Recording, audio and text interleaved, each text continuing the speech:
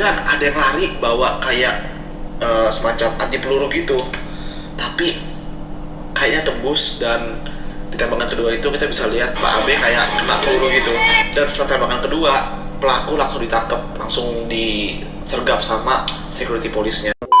Assalamualaikum warahmatullahi wabarakatuh. Welcome back again to my channel guys, Nani TV tentunya.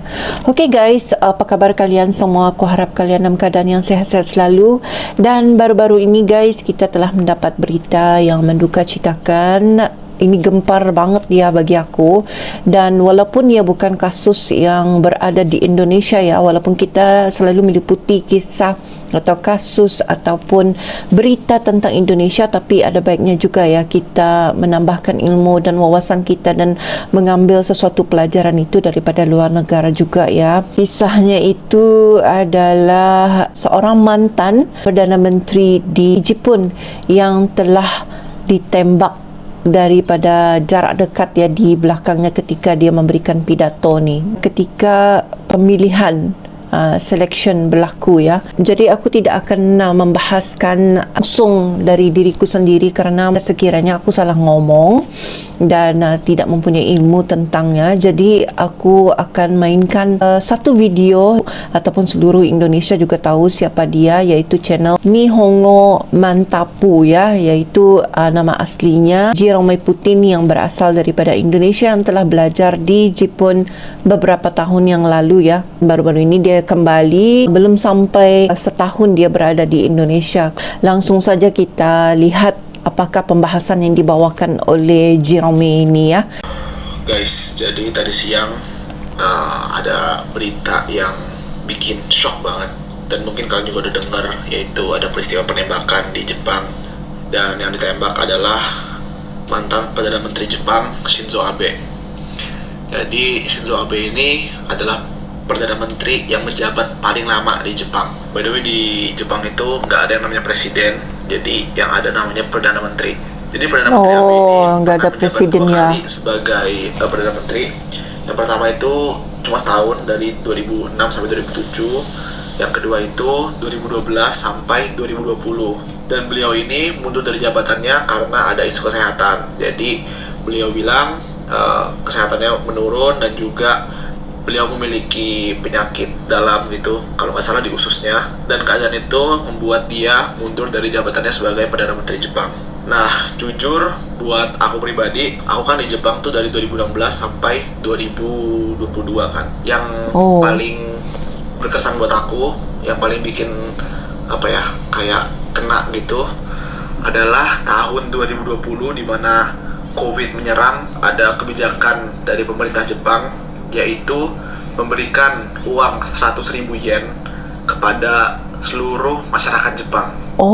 Nah, 13 juta Indonesia ya. Itu orang yang tinggal di Jepang ya, bukan orang Jepang doang, tapi semua orang, termasuk pelajar asing, orang-orang yang harus kehilangan pekerjaan atau kehilangan part-time job mereka. 100.000 yen itu sangat membantu dan sangat baru berarti. Tahu ya. Even buat aku yang udah dapat beasiswa pun itu sangat berarti banget. Oke, sekarang aku mau jelasin sedikit tentang beritanya, kronologinya kayak gimana, pelakunya siapa, apa motifnya, dan sebagainya dari hasil riset aku sejauh ini yang aku lihat di berita-berita dan di sosial media Jepang. Sekarang tuh jam 20.50, jadi ini updatean terakhir. Nanti kalau ada updatean baru lagi, aku bakal update di Instagram atau di pin komen, oke? Jadi sekarang ini di Jepang itu lagi masa-masa eleksi untuk pemilihan senat. Jadi ada banyak partai yang melakukan kampanye supaya kandidat partainya itu terpilih gitu.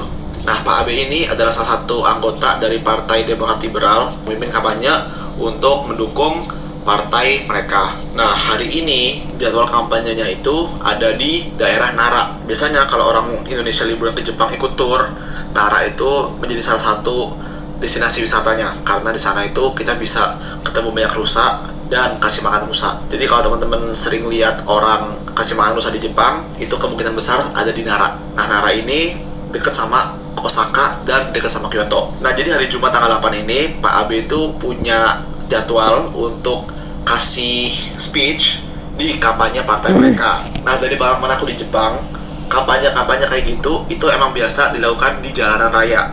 Jadi biasanya jalan gede gitu, nah di pinggirnya mereka bikin satu kayak barisan atau satu kayak panggung gitu, panggung kecil untuk orang speech dan kasih kampanye gitu. Dan biasanya di sekelilingnya itu ada kayak anggota-anggota partainya dan ada pendukung-pendukungnya juga, jadi rame banget. Dan biasanya kampanye-kampanye itu dilakukan di tempat yang banyak orangnya, banyak orang berlalu lalang di situ, ya supaya banyak orang yang dengar gitu kan. Nah hari ini Pak Abe itu melakukan pidatonya di depan stasiun Yamato Saidaiji di Prefektur Nara tadi. Awalnya itu lancar-lancar aja dan sekitar jam 11 tiba-tiba ada orang yang nembak, ya ada bunyi tuar. Ya gede ya suaranya. Itu di tembakan pertama itu nggak kena dan ada bunyi lagi. Oh, Tembakan kedua tiba-tiba Pak Abe jatuh dan ternyata pelurunya itu kena bagian dada. Nah di Twitter Jepang ini rame banget videonya, ada beberapa angle dan aku bakal tunjukin ke kalian. Buat yang nggak kuat atau takut untuk nonton, kalian bisa skip part ini. Oke, jadi ini angle pertama dan ini yang paling jelas menurut aku. kuat Anda aja ya Nah, guys. jadi Nah itu yang pertama gila.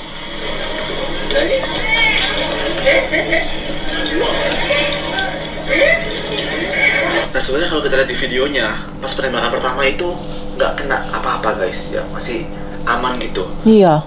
Dan sebenarnya kalau kita lihat ya pas tembakan pertama orang itu kan kaget banget ya. Iya. Dan mungkin banyak banget yang nggak nyangka kalau ada tembakan gitu loh, karena pistol di Jepang itu kan ilegal gitu kan. Dan sebenarnya kalau aku lihat baik-baik ya, para security police ya di Jepang disebutnya security police itu langsung ada belakang dan ada yang lari bawa kayak semacam anti peluru gitu, tapi kayaknya tembus. Dan di tembakan kedua itu kita bisa lihat Pak Abe kayak kena peluru gitu.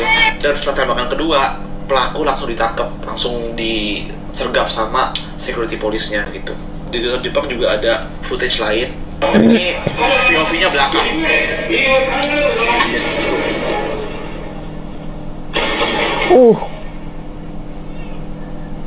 Ya 2 kali gila guys. Sepatutnya tembakan yang pertama itu udah berjaga-jaga ya. Patutnya udah kena, tapi ya apa boleh buat ya. Itu dari awal udah di belakangnya Pak Abe nanti. Yang di kiri itu yang pakai baju abu-abu. Itu tuh pelakunya. Jadi sebenarnya pelakunya itu udah di belakang sejak lama ya mungkin. Dan sebenarnya itu kan belakang itu kan jalan raya ya guys, di mana mobil lewat. Dia mungkin pelaku itu juga nunggu sampai mobil itu sepi, gak ada mobil. Makanya dia bisa nyebrang dan nembak gitu. Gila banget. Nah setelah diinvestigasi ternyata pistol ini adalah Pistol buatan double barrel dan ini double tuh barrel. handmade. Gila, bikin pistol sendiri ini orang ya. Oh ya, karena kan di negara tersebut kan Investigasi, pistol kan ilegal ya. Tetsuya Yamigami berumur sekitar 40 tahun dan dia ini adalah mantan angkatan laut atau tentara maritim guys. Kalau di Waduh. berita, dia pernah menjadi anggota angkatan laut itu selama 3 tahun di tahun 2002 sampai 2005. Nah jadi setelah penembakan itu orang-orang langsung ngecek vitalnya Pak Abe dan ternyata nggak ada vitalnya, tapi belum bisa dipastikan meninggal. Dan Pak Abe itu langsung dilarikan ke rumah sakit menggunakan helikopter. Dan setelah 3 jam dibawa ke rumah sakit dan sekitar jam 5.03 tadi sore itu ada berita kalau Pak Shinzo Abe dinyatakan meninggal. Dan ya shock banget. Dan menurut laporan dokter pelurunya itu kena sekitar leher dan bagian dada, dan itu kena ke daerah jantung dan paru-paru. Dan yang bikin aku paling shock adalah ketika ditanya apa motivasinya gitu, apa Motifnya kamu ya. itu. Dia bilang karena dulu pas zaman pemerintahan Abe aku itu merasa nggak puas, jadi aku mau bunuh dia. Terus ketika Astagfirullah. ditanyain apakah kamu itu punya dendam terhadap political belief atau kayak kepercayaan politiknya Pak Abe, dia bilang nggak ada dia dendam sama kepercayaan politiknya Pak Abe atau cara politiknya gitu. Dia cuma emang nggak puas aja sama masa-masa pemerintahan Pak Abe waktu itu gitu. Macam Gila sih, maksudnya Jepang itu emang kayak waktu yang lalu ada kasus Joker, kalau kalian masih ingat, Ya, yang ingat. pas Halloween itu dia bakar kereta, terus dia nusuk orang. itu gila banget juga kayak kasusnya ya Dia guys. pingin bunuh orang gitu.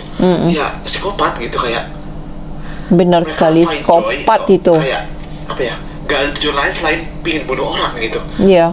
Aneh gitu. Tapi untuk kasusnya kali ini, aku pribadi gak tahu ya, apakah dia ngomong itu secara jujur atau mungkin dia dibayar sama orang atau dipaksa sama Ya, orang. kita Mungkin juga nggak sampai tahu ya. sekarang pun belum ada bukti atau Ini belum masih ada lagi indikasi dalam bahwa investigasi. ini adalah politik dibalik kasus ini gitu. Jadi kalau dari perkataannya dia bisa disimpulkan itu ini dendam pribadi dan gak ada hubungannya sama yang lain-lain gitu, gak ada hubungan sama politik dan sebagainya. Jadi benar-benar masalah pribadi. Tapi wah gila sih. Gila sih. Jepang itu kan terkenal sebagai negara yang aman guys ya. Emang aku selama di sana itu kayak merasa aman, merasa kayak keamanannya ketat. Bahkan kalau kita merasa gak nyaman terhadap seseorang itu kita bisa panggil polisi. Bahkan kalau tetangga kita ribut itu kita bisa panggil polisi dengan mudah dan polisi itu langsung datang. Cuma emang Oh. dan tiba-tiba aja bisa ngebunuh, bisa tiba-tiba aja melukai orang gitu tanpa alasan yang jelas gitu. Dan dari aku ngobrol sama teman-teman aku yang di Jepang, katanya salah satu pemicu munculnya orang-orang kayak gitu itu karena memang stres gitu. Stres di Jepang itu sangat tinggi sehingga sebagai salah satu pelampiasan ya entah bunuh diri atau bunuh orang lain, terus bunuh diri kayak gitu-gitu guys. Jadi seaman-amannya suatu negara, meskipun Jepang dikenal sebagai negara yang paling aman, tetap aja kita harus selalu waspada. Ya sebenarnya susah juga sih untuk selalu waspada karena Ya, betul. mana tahu gitu. Aku yakin juga orang-orang di Ya kalau dia tahu dia menyonya terancam, masakan dia ada speech di jalan raya gitu ya. Suatu trending Twitter nomor 2 di Jepang tadi. Asli sih aku shock banget juga sampai sekarang, kayak nggak habis pikir. Dan di Twitter juga rame, banyak orang itu kayak nyalahin guardnya Pak AB ini gitu, kenapa telat gitu. Padahal kalau kalian gercep untuk nangkep atau untuk melindungi Pak AB, maka dari tembakan satu ke tembakan kedua itu Pak AB bisa selamat. Ya, benar. Banyak yang nyalahin. Tapi mungkin udah ajalnya Karena gitu ya apa? guys, sudah Karena tertulis. itu benar gitu. Padahal kalau di video mereka udah gerak gitu, mereka udah berusaha untuk melindungi, tapi masih kena Pak AB. Dan ya oke, jadi kira-kira begitu update-nya. Aku udah beberapa kali baca kasus-kasus kayak gini di mana orang Jepang ya yang kayak psikopat gitu akhirnya melakukan pembunuhan, melakukan ya kayak gini itu nggak pertama kali gitu guys. Dan ngeri sih, ngeri. Baru tahun lalu yang Halloween, dan di tahun yang sama juga waktu itu ada yang perusakan di kereta. Itu kayak ngeri banget. Jadi ya terus berdoa supaya kita dilindungi sama Tuhan. Ya pasti kita nggak mungkin lah bisa waspada tiap saat. Waspada pun kalau tiba-tiba orang sebelah kita mau ngebunuh kita, ya kita nggak bisa apa-apa kan. Benar. Cuma Tuhan yang bisa melindungi kita dari hal-hal seperti ini. Ya kira-kira begitu. Ya aku berharap semoga kedepannya nggak ada lagi kasus-kasus kayak gini, dan semoga kita semua dimanapun kita berada bisa hidup dalam damai. Itulah pembahasan yang sedikit sebanyak dapat memberikan kita gambaran ya apa yang telah terjadi pada mantan bukan presiden ya, namanya Perdana Menteri di Jepun ya, iaitu Shinzo Abe ya. Miris sekali ya kerana umurnya itu udah rentan ya gitu. Kira ya bapak-bapak kita lah ya. Kalau bapak aku kan umurnya dalam kurang lebih 70 lebih ya, kurang beraktivitas gitu. Sebenarnya ada 2 das tembakan ya, yang kedua itu mengena dan yang pertama itu enggak kena. Walaupun dalam keadaan yang aman damai, tetapi jangan sambil lewat ataupun leka ya, dan keadaan sekeliling harus kita memata-matai juga sebagai seorang security.